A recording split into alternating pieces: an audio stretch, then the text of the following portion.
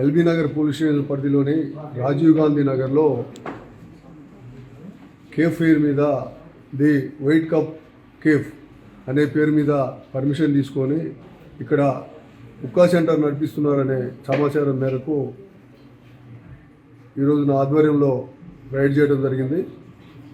ఇందులో 38 సెల్ ఫోన్లు, hookah parts, hookah flavours, వాటితో పాటు ఒక 38 మంది కస్టమర్సు, ఒక 4 సప్లయర్స్ కూడా ఈరోజు పట్టుకోవడం జరిగింది.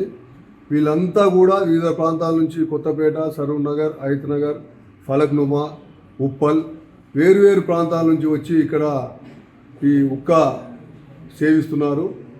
800 నుంచి 1200 రూపాయల వరకు ఒక్కొక్కరికి వసూలు చేస్తున్నట్టు తెలిసింది.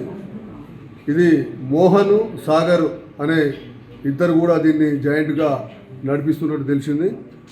దీని మీద ఖచ్చితంగా లోతుగా విచారణ చేసి వాళ్ళు మేము వచ్చే టయానికి వాళ్ళు లేరు స్పాట్లో, వీళ్ళందరినీ కూడా కస్టడీలోకి తీసుకోవడం జరుగుతుంది. వాళ్ళని కూడా ఎక్కడున్నా సరే వాళ్ళని కూడా ఖచ్చితంగా వెంటనే కస్టడీ తీసుకుంటాం. వీళ్ళ మీద కఠిన చర్యలు తీసుకుంటాం. ఎందుకంటే ముఖ్యంగా ఇక్కడ చూస్తే అంతా విద్యార్థులు, యువత ఎక్కువ మంది ఉన్నారు.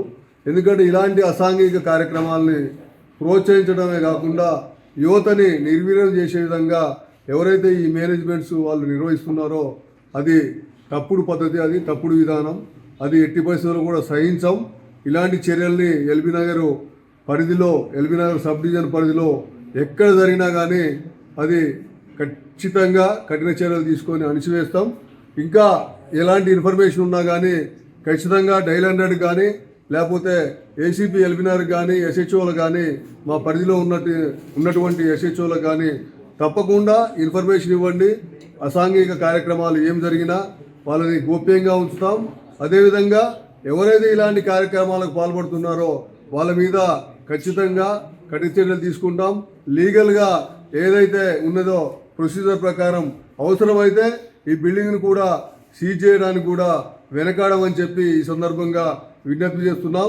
ముఖ్యంగా యువత తప్పుదారి పట్టకుండా, ఇలాంటి కార్యకలాపాల్లో పాల్గొనకుండా చాలా మంచిగా చదువుకొని, బుద్ధివంతంగా చదువుకొని తమ యొక్క వృత్తుల్లో స్థిరపడాలని ఆకాంక్షిస్తూ ఇలాంటి ఏం జరిగినా సహించేది లేదని ఈ సందర్భంగా తెలియజేస్తున్నాం.